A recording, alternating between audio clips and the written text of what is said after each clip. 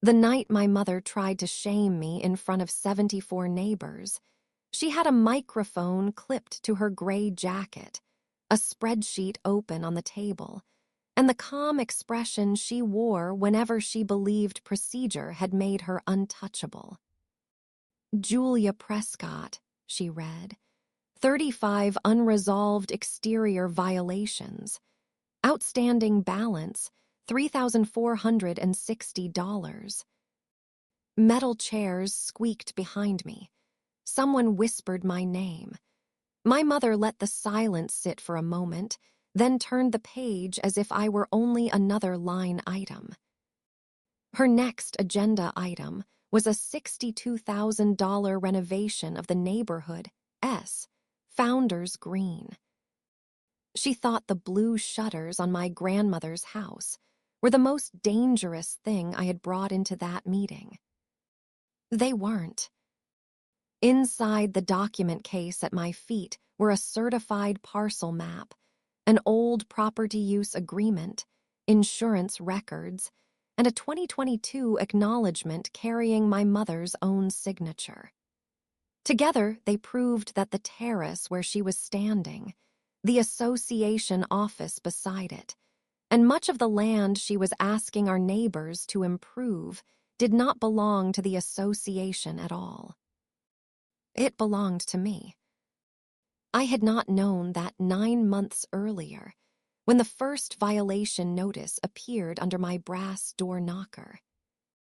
I was 38 then, living in Alder Trace, a subdivision outside Lexington, Kentucky, in the brick house my grandmother, Beatrice Holloway, had left me. I worked as a commercial property claims investigator. My days were spent sorting photographs, repair histories, invoices, inspection reports, and the competing versions of people who had suddenly discovered that memory becomes flexible when money is involved. I was good at documentation, because facts felt safer to me than confrontation. That mattered, because my mother had always been better at confrontation. Denise Prescott was 66, retired from operations management at a regional bank, and had served on the Alder Trace Property Owners Association board for more than 2 decades. For the last 7 years, she had been president. She corrected people who called it an HOA because the governing documents used the words Property Owners Association. She knew the parking rules by heart. She kept 3-ring binders in alphabetical order. She could organize emergency cleanup after a storm before most people found their flashlights. The first notice said my storm blue shutters violated the current exterior palette. I had 10 days to repaint them or face an $85 weekly penalty. I laughed when I read it. Those shutters had been blue for 4 years. My grandmother had chosen the color herself during the spring I moved back from Cincinnati to help after she broke her hip. She sat in the driveway wearing slippers and one of my grandfather's old shirts, supervising while I balanced on a ladder. "You missed a corner," she called. I didn't. "You did, upper left. You're 81 and wearing bedroom shoes outdoors. Your authority is limited." She laughed until she had to wipe her eyes.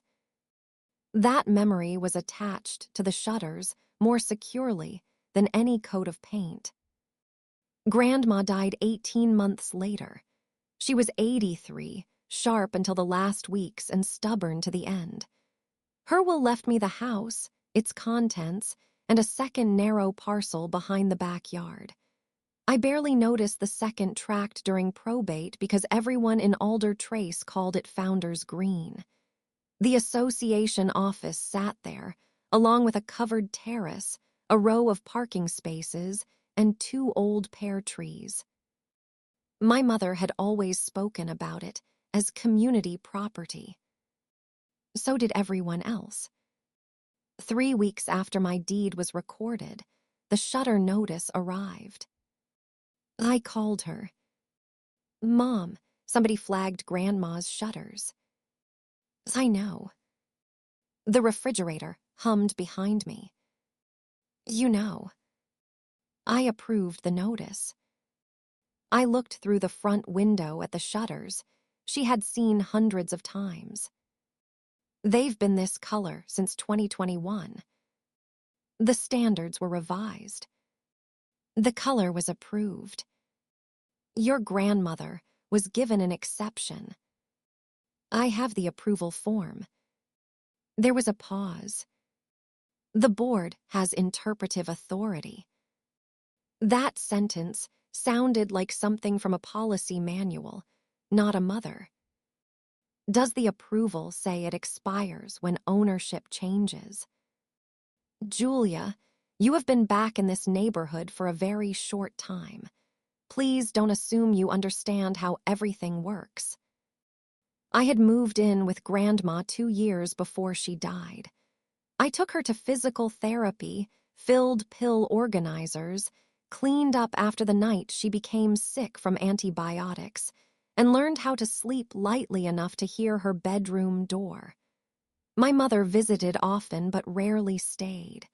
She brought groceries, straightened things, checked bills, and left. Yet in my mother's mind, I had not truly returned until the deed had my name on it. I appealed. The 2021 architectural approval was still in the association files. It listed the exact shutter color and contained no expiration date. The current standards also said previously approved exterior changes remained valid unless materially altered.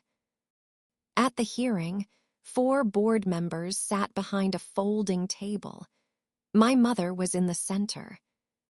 I presented the old approval. Elias Grant, the treasurer, read it twice. "This seems pretty clear," he said. My mother folded her hands.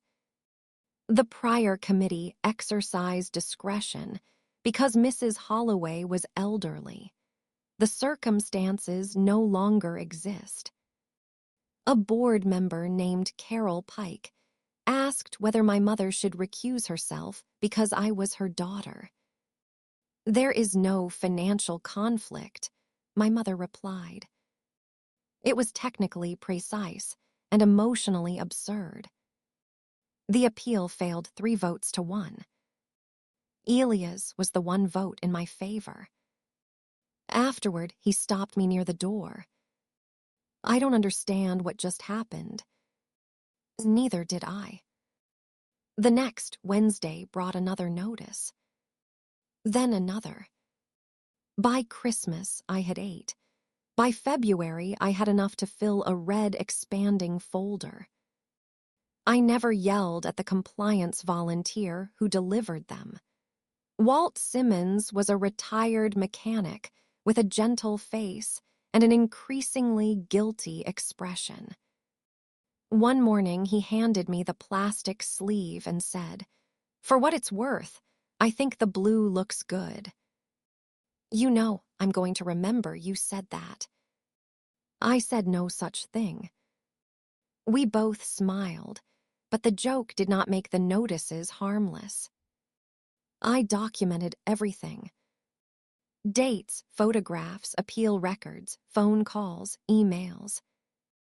That was what my job had trained me to do when people disagreed about reality. The timeline bothered me more every time I looked at it. Grandma's shutter approval, May 2021. Grandma's death, February 2024. Probate closed, September 2025. My deed recorded, September 18. First violation, October 8. My mother had ignored the shutters for years. She had sat beside them after the funeral. She had helped serve coffee on that porch. Then ownership changed. 3 weeks later, enforcement began. By March, the association said I owed more than $2,000. Some nights I stood inside the front door and thought about repainting the shutters. A gallon of cream paint would have been cheaper than the fight. But every time I imagined giving in, I heard another question. If I repainted them, what exactly would I be buying back? My mother's warmth, her approval, the privilege of pretending she had not used the board to punish me. The shutters were becoming larger than 4 pieces of wood. They were the first, no, I had ever held with my mother after she decided I should say yes. A month later, the association sent a certified collection letter. If I did not pay, the board intended to record a lien against my house. That was the first time I panicked. I sat on the hallway floor beside my grandmother's umbrella stand and cried. A lien was not an annoying notice. It could cloud title, complicate refinancing, increase legal costs, and tie my mother's campaign to the home where my grandmother had died. More than that, my mother knew what that house meant to me. She was willing to touch it anyway. That night, I called Sophie Blake, a friend from work. Sophie was an attorney in our coverage department and had spent 11 years watching me turn emotional crises into neat lists. "Do not pay tonight," she said. I wasn't going to. You absolutely were. I closed my banking app. Then she asked a question I was not expecting. "What exactly did your grandmother leave you?" "The house." "You said there was another parcel." I looked through the kitchen window toward the dark land behind the backyard. Founder's Green. As a child, I remembered it as my grandparents' orchard. My grandfather had kept tools there. Grandma grew beans and squash. After he died, she let neighbors use more of it. Eventually, the association placed a modular office near the road and built a covered terrace. During probate, the second parcel appeared as Tract 18B, a little more than half an acre. I had asked my mother why a community facility was listed with Grandma's estate. "Old county mapping," she told me. "The arrangement is ancient. Don't create a problem where there isn't one." I had been exhausted enough to believe her. Sophie said, "Before you answer another notice, find out what you own." The next morning, I took a personal day and went through county records. By lunchtime, I knew Tract 18B was legally mine. My grandparents bought the house lot and the rear tract separately in 1989.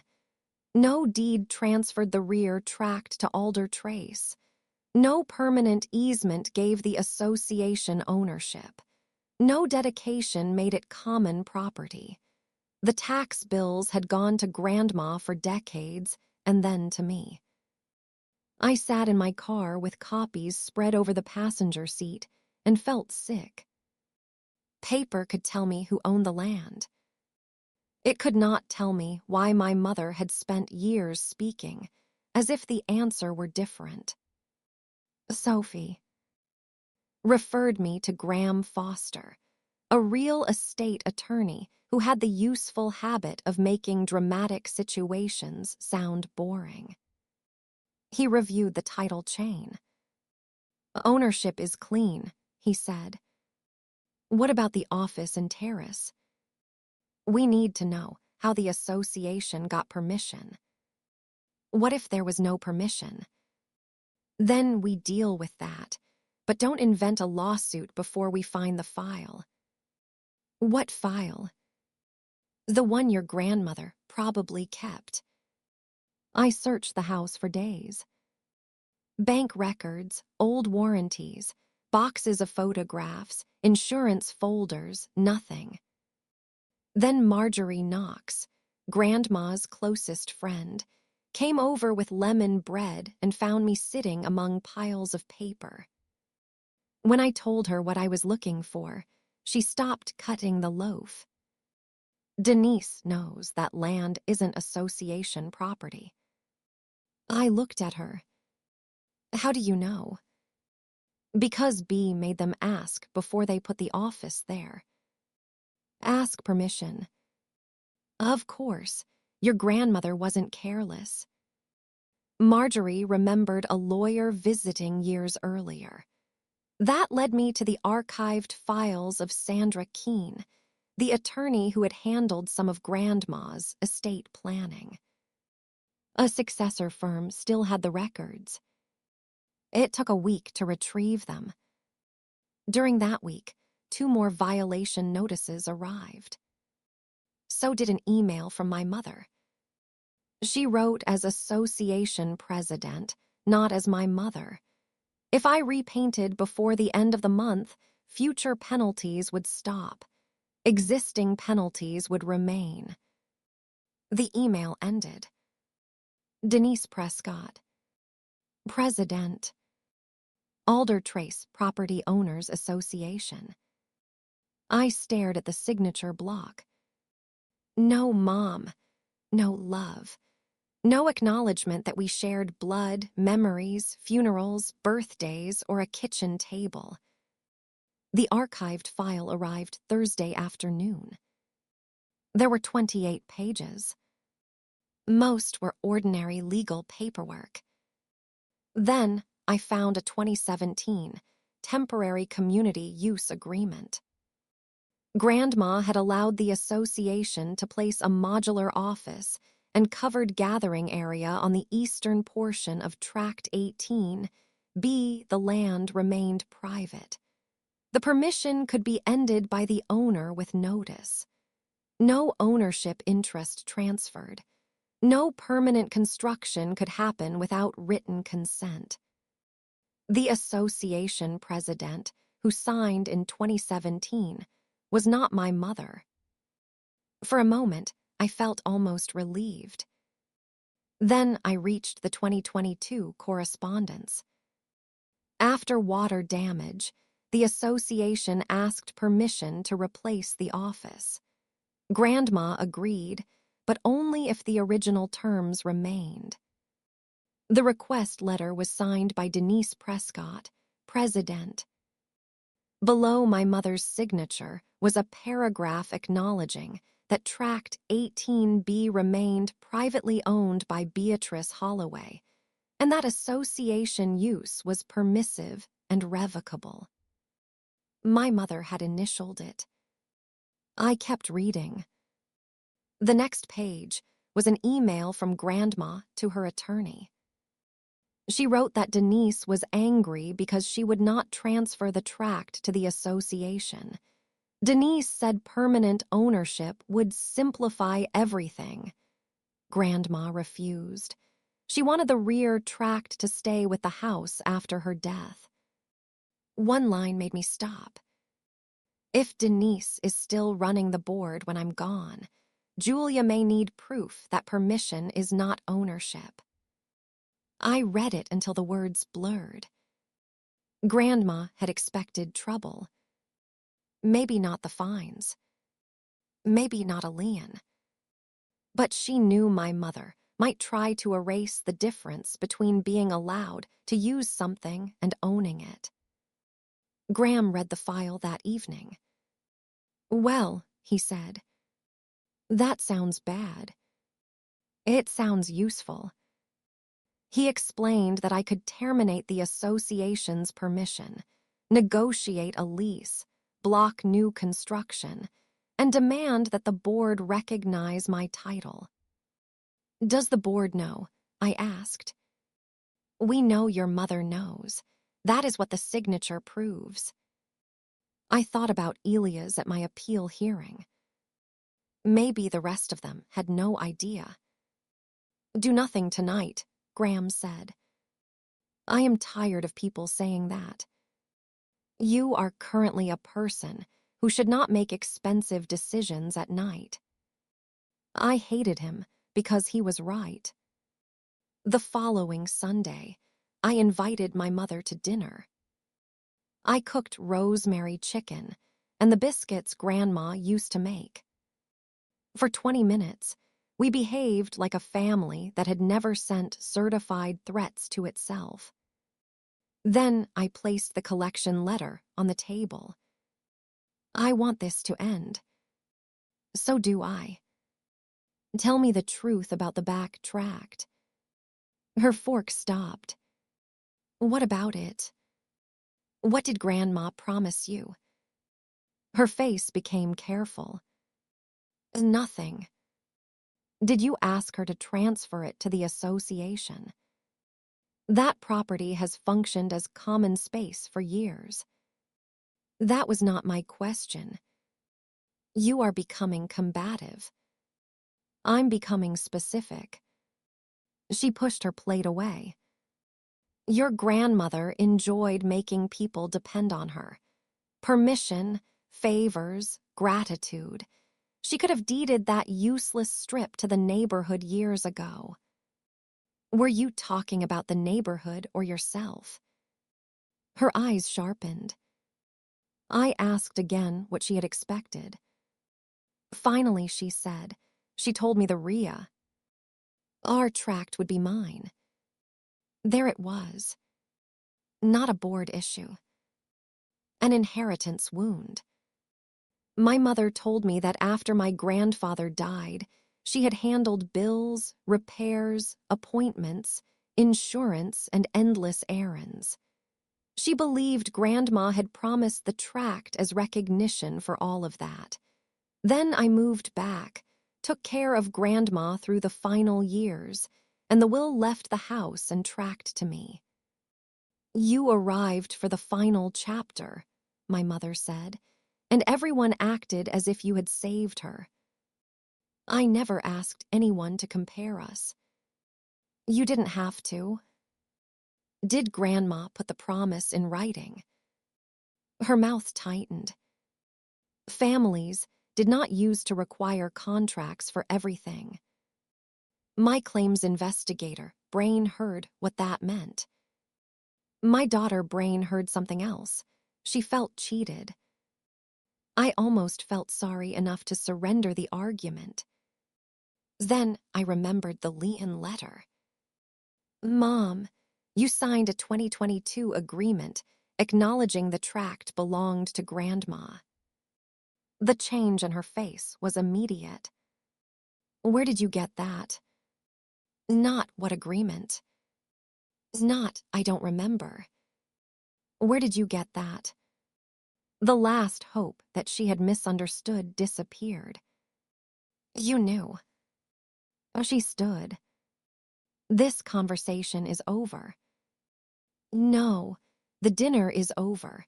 The conversation has been happening since October. At the door, I told her to cancel the fines, withdraw the lien threat, and tell the board the truth about 18B. She turned toward me. You think finding papers makes you powerful? No, I think it makes pretending harder. She left without saying goodbye. 11 days later, the annual meeting packet arrived. Agenda Item 3, Delinquent Owner Accounts and Enforcement Status. Agenda Item 4, Founders Green Redevelopment. The rendering showed a larger parking area, permanent storage, decorative lighting, and new concrete extending across the eastern half of my tract. One of the old pear trees was gone. Project cost, $62,000. Special assessment, $525 per household. Until then, my silence had mostly cost me. Now my mother was asking more than 100 households to invest money in land she knew the association did not own. Maybe she thought enough concrete would turn her preferred story into reality. Maybe she believed I would never challenge her publicly. Either way, it was no longer a private family dispute. I called Graham. I want to stop the project without destroying the association.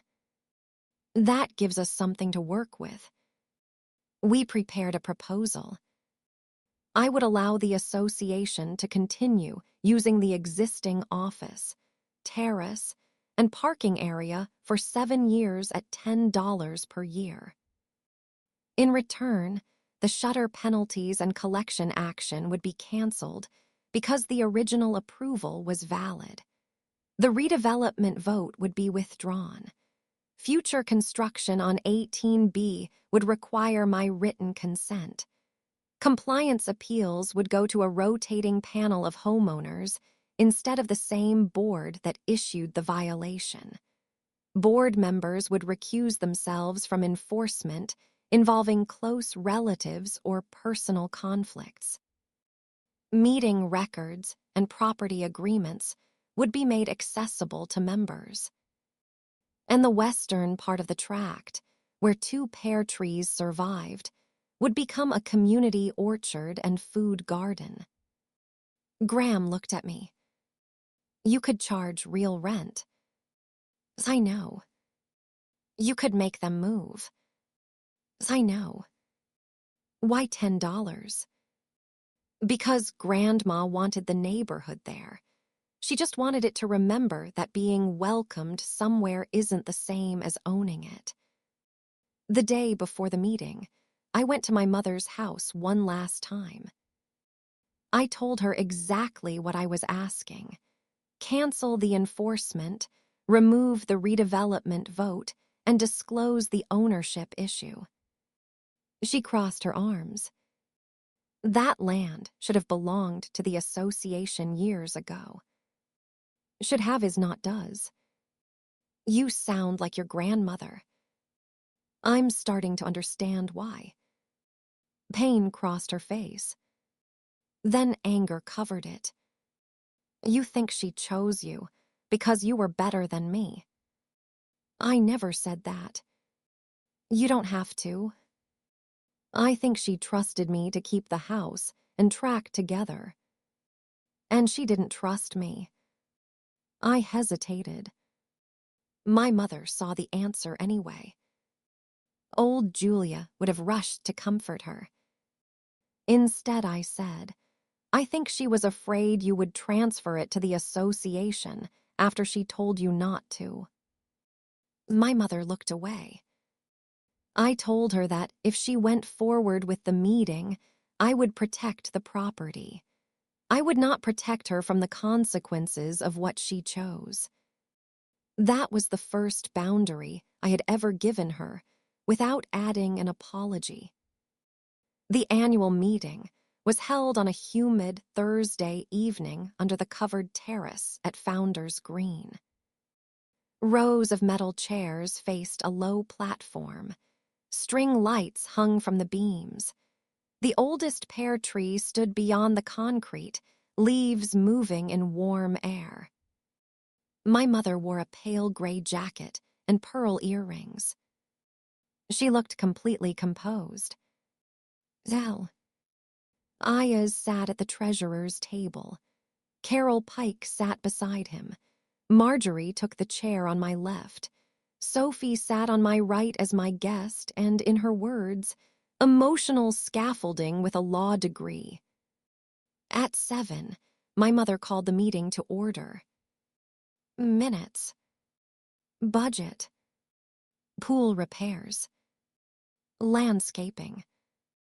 Then she reached enforcement. In the interest of accountability, she said, the board has determined that chronic unresolved violations should be identified to the membership. My stomach dropped. The association had never read names aloud before. She began with 2 absent owners. Then mine. 114 Briarwood Lane, Julia Prescott. She read the 35 violations, the principal penalties, the administrative charges, and the total balance. She stated that my account was eligible for lien filing. My face burned. I knew I had the documents. I knew she was wrong. It did not matter.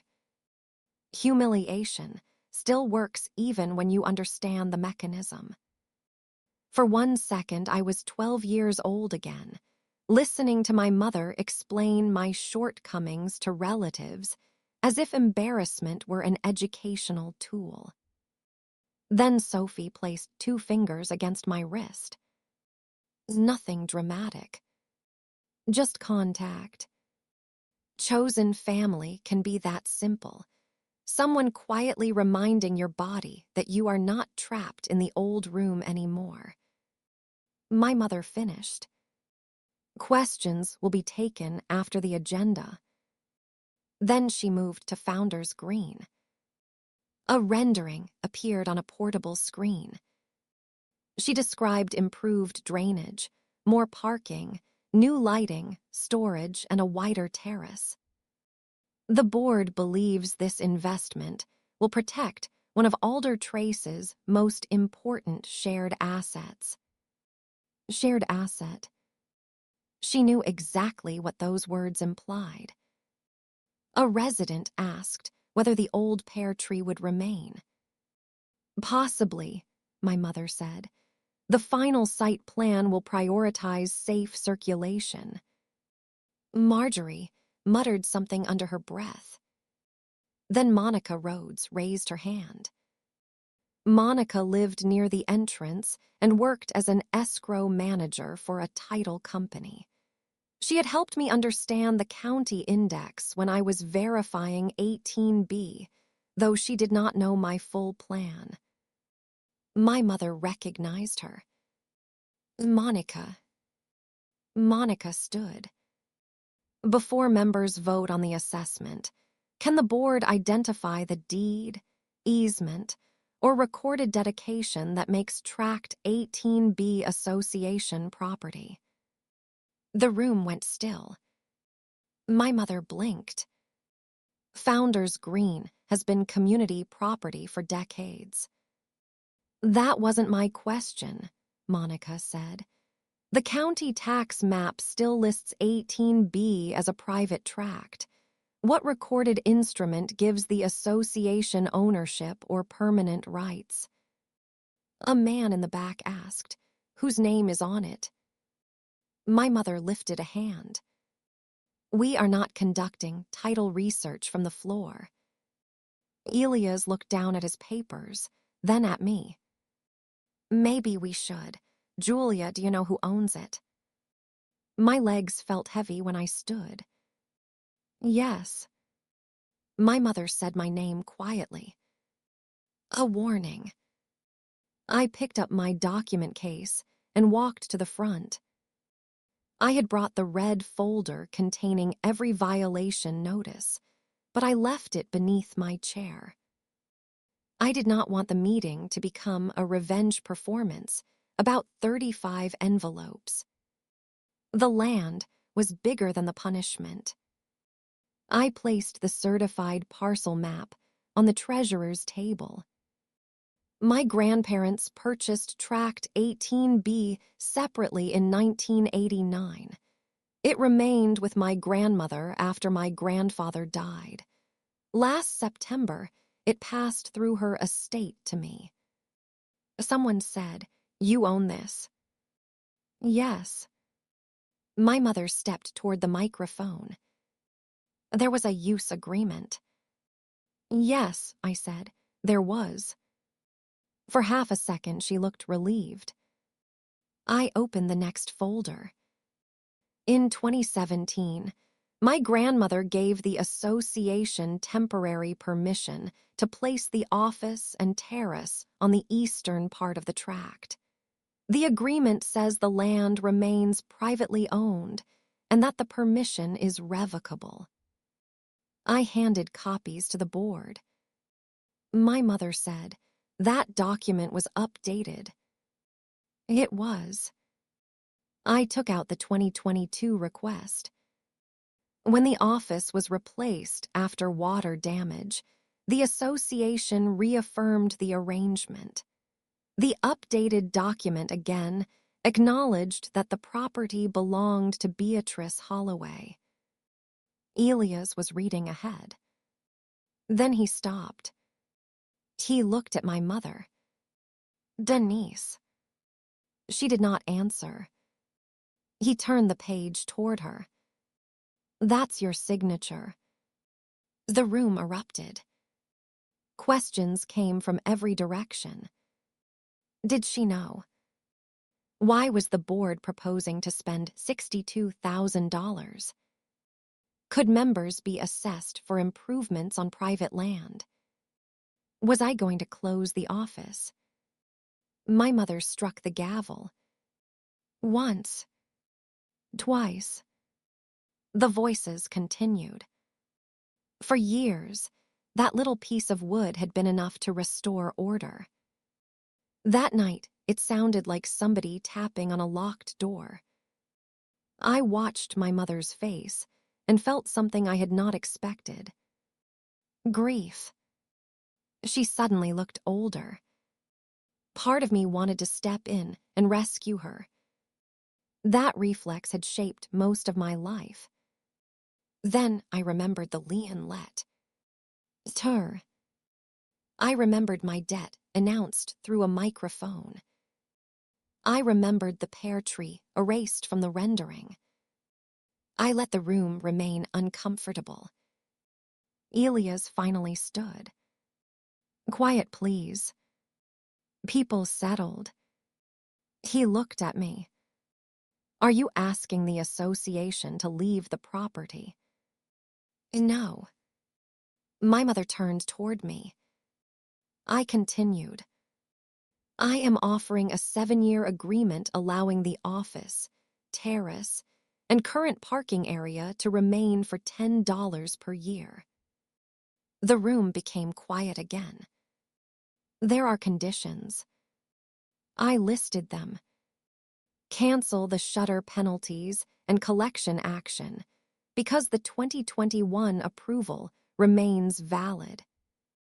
Withdraw the redevelopment project and special assessment. Require written owner consent before any future construction on 18B. Create an independent appeals panel. Require conflict of interest recusals. Make key association records available to members. Restore part of the western tract as a community orchard and food garden. When I finished, a homeowner named Ray Donnelly asked the obvious question. What happens if the association says no? Then my attorney will send notice ending the current permissive use, and we will discuss removal or a market rate lease. I hope we don't need to do that. I did not raise my voice. I did not mention damages or back rent. I wanted the room to understand that I had leverage without watching me enjoy it. Carol asked for a recess. My mother objected. Elias seconded it. The members approved the recess. For the first time in years, my mother did not control the next step. People gathered around me. Some apologized. Some were angry. One man demanded to know why I had kept this secret until the meeting. I explained that I had found the documents recently and had tried to resolve the issue privately. Walt, the man who had delivered most of my notices, approached. I'm done with compliance, he said. You don't have to quit. I do if they want me carrying family arguments in plastic sleeves. Then my mother came toward me. The crowd moved aside. Up close, she was shaking. You planned this. I prepared for it. You let me stand there and embarrass myself. I stared at her. You read my debt into a microphone 10 minutes ago. That was association business. And this is. Her lips tightened. You are doing exactly what your grandmother did. She cornered people, then called it principle. No, she made people ask before using what belonged to her. My mother's eyes filled. Then she said it. That tract was supposed to be mine. The noise around us seemed to disappear. I know you believed that. She promised me. Maybe she did once. She did. Then she changed her mind. You changed it for her. No. You came back.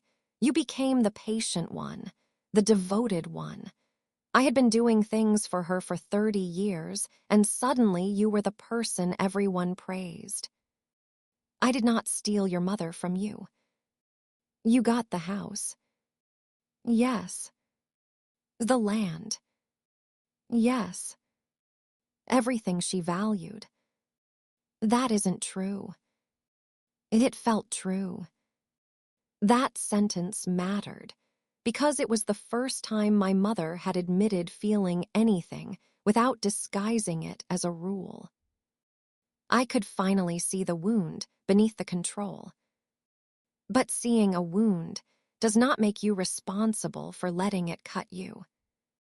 You had Grandma too, I said, but you kept treating everything you did for her like a bill she eventually had to pay. My mother flinched. I regretted the harshness immediately. It's not the meaning. The delivery. I shouldn't have said it that way. But you meant it. Yes. She looked toward the pear tree. Then the president returned to her face. Perhaps the members should decide whether I am still useful. The recess ended. Elias moved to suspend the redevelopment vote and send my license proposal to outside counsel. A homeowner moved to freeze pending collection actions until enforcement procedures were reviewed. Another requested a special election for officers. My mother listened. Then she removed the small silver association pin from her lapel. I resign as president, effective at the end of this meeting. No speech. No shouting. She placed the pin beside the agenda and walked out. I had imagined victory many times during those months. None of my versions looked like that. I had expected relief. Instead, I felt emptied out. The meeting continued for almost an hour, but I remember little of it. When I got home, I sat on the kitchen floor. Sophie sat beside me. After a while, she asked, "Do you want me to tell you that you did the right thing?" No. Good. I looked at her. You're terrible at comfort. No, I just refuse to make it simple. You can protect yourself and still be heartbroken. That was exactly what I needed to hear. The next 2 months were full of consequences that looked boring from the outside. The association hired outside counsel. The redevelopment proposal was withdrawn. The Lee N threat disappeared before anything was recorded. All 35 shutter penalties and related charges were removed. The association's attorney confirmed it had no ownership interest in 18B. My 7-year agreement was approved with minor revisions. $10 per year. Existing structures only. No expansion without written consent. Liability coverage maintained by the association. An independent appeals panel was created, Officers had to recuse from conflicts. Meeting records and property agreements became available to homeowners. Within weeks, residents found several old fines that had been applied inconsistently. Nothing criminal, nothing dramatic. Just the ordinary problems that grow when everyone assumes the person with the binder must be right. Elias became interim president and immediately asked me to join the board. I said no. I investigate claims all day, I told him. I don't want to manufacture new ones at night. The part that mattered most happened in October. 23 neighbors came out with shovels, lumber, compost, and donated plants. We restored the western edge of 18B, around the 2 old pear trees. Walt built raised beds. Monica brought 2 young pear trees. Sophie painted herb markers and misspelled rosemary on the first one. Marjorie supervised everybody despite having no relevant qualifications. Children planted onions too deep. Someone ordered too much pizza. By sunset, the place looked alive again. The association wanted to name it Beatrice Holloway Garden. I chose something else. Open Gate Orchard. When I was a child, Grandma left the back gate unlatched when neighbors were welcome. Not removed. Not surrendered. Unlatched. Permission without loss of ownership. Connection with a boundary. That felt like the real inheritance. My mother did not come to the planting day. For 6 weeks after the annual meeting, we had no contact. I did not announce that I was cutting her off forever. I only noticed that whenever her name appeared on my phone, my body tightened before I read the message. The first text she sent was defensive. Your grandmother would appreciate everyone calling the orchard generous. I did not answer. The second came on my birthday. I hope you are well. I stared at those 5 words for a long time. Then I wrote, I need distance. I'm not willing to discuss the association, the property, or grandma's will right now. If we ever rebuild a relationship, it cannot include public pressure, punishment, or using other people to carry messages between us. Please respect that. Sending it frightened me more than speaking at the meeting. Standing before 74 people with a deed had been easier than telling one person she could not have unlimited access to me. My mother replied the next morning. Understood. One word. No apology. No argument. I expected to feel abandoned. Instead, I felt space. Boundaries can feel lonely before they feel safe. In December, while clearing the last box from Grandma's closet, I found a small envelope with my name. It was not a legal document. Just an old birthday card she had bought and never sent. Inside she had written, You spend too much time trying not to disappoint people who are perfectly capable of surviving disappointment. Build a life you can stand inside. I laughed and cried at the same time. For months, I had believed her most important gift was the deed. It was.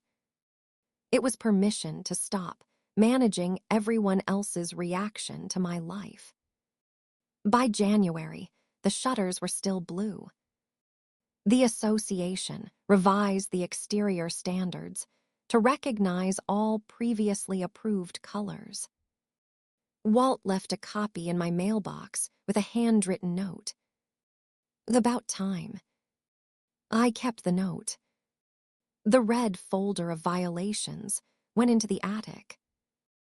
Evidence does not have to remain on display to remain true. That spring, almost 8 months after the annual meeting, I saw my mother at the grocery store. She was comparing coffee. I could have turned around. I didn't. She noticed my shorter hair. "It suits you," she said. "Thanks." We stood in the aisle with years of conversation between us, and almost none available. Then she said, "I drove by the orchard. The new trees are small. They'll grow. Your grandmother would say you planted them too close." I smiled despite myself. She would say that no matter where I planted them. My mother almost smiled too. Then she looked down. I was angry for a very long time. I know. I thought if that land became association property, then what I had done all those years would become permanent. That was the first motive she had ever given me without hiding inside policy. "You helping people was real," I said. "You didn't need to own the ground for it to count." I didn't see it that way. I know. I still think your grandmother was unfair to me. You're allowed to think that. She looked surprised. I continued. You're not allowed to poonie. SH me for it. My mother nodded. I know that now. It was not the full apology I wanted. But I had learned not to confuse words with repair. I watched what happened next. A few weeks later, she texted. Would Sunday at 3 be okay if I came by? Not I'm coming over. Not I'll stop in. Would it be okay? I said yes. We sat on the porch between the blue shutters. She brought coffee. I did not invite her inside. She did not ask. After 40 minutes, she looked toward the back gate. Can I see the orchard? I thought about it. Not today. Pain crossed her face. Then she nodded. Okay. That single word mattered more to me than any dramatic promise. Real repair begins when someone can hear no without treating it as the opening bid in a negotiation. By early summer, I was ready. My mother came to Open Gate Orchard one quiet afternoon. Marjorie was arguing with Walt about tomato cages. 2 children were picking mint and pretending the leaves were money. The pear trees had survived winter. My mother stopped beside one of them. Your grandmother promised me this tract once, she said. My shoulders tightened. She noticed. I'm not asking you to agree with me. I waited. She told me after your grandfather died that maybe I could have it someday. I built a whole future around one conversation. Then she changed her mind. I decided that meant she had changed her mind about me. I said nothing. When you came back, she continued, I made you the evidence. That sentence was more valuable than an excuse. Then she looked at me. I'm sorry for the fines. I'm sorry for the Leon letter. And I'm sorry I read your name at that meeting. I told myself I was enforcing standards because admitting I was jealous would have made me responsible for what I was doing. My throat tightened. Thank you for saying it. I don't expect you to forget. I won't. I know. And the tract is still mine. A tiny smile appeared. I know that too. We walked toward the gate. A small association meeting was beginning under the terrace. Elias saw my mother and called, "Denise, want your old seat back." She shook her head. "No, thank you. I've had enough seats with microphones." I laughed. So did she. Our relationship is not magically healed. I still do not give her a key to my house. We do not speak every day. She is not on the association board. When advice starts sounding like an instruction, I tell her. Sometimes she catches herself. Sometimes she becomes defensive, and we end the conversation. Repair is repetitive and unglamorous. It is someone behaving differently when there is no audience. It is a boundary being tested and slowly respected. It is also accepting that chosen family may hold you, while biological family learns how not to hurt you. Sophie still has a key. Marjorie still enters through the back gate without knocking and claims that at 75, she is exempt from most systems of government. Walt still refuses to deliver violation notices. Monica chairs the appeals panel and takes suspicious pleasure in asking board members for documentation. Elias has tried to resign twice. The orchard produced enough vegetables and pears last season to send several boxes to a local food pantry. And the shutters are still blue. Not because I need them to prove a point anymore. I simply like them. For a long time, I thought this story was about defeating my mother. Then I thought it was about protecting my grandmother's land. Now I think it was about learning the difference between peace and submission. Submission is quiet because one person keeps swallowing the noise.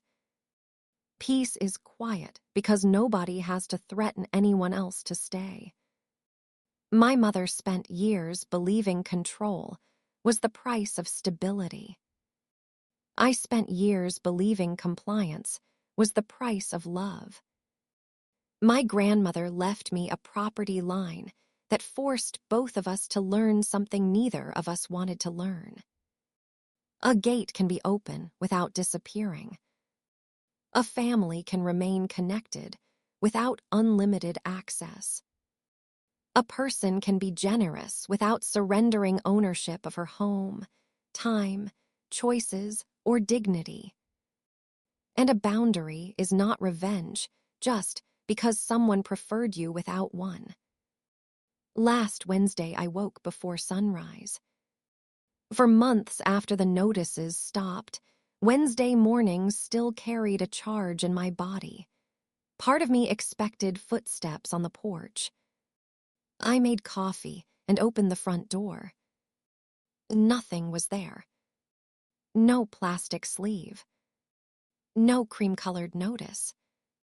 No weekly price for refusing to become easier. Just damp grass, cool morning air, and the blue shutters catching the first light. I walked around back. The gate to Open Gate Orchard was still latched from the night before. I opened it.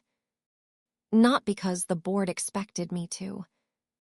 Not because my mother wanted me to.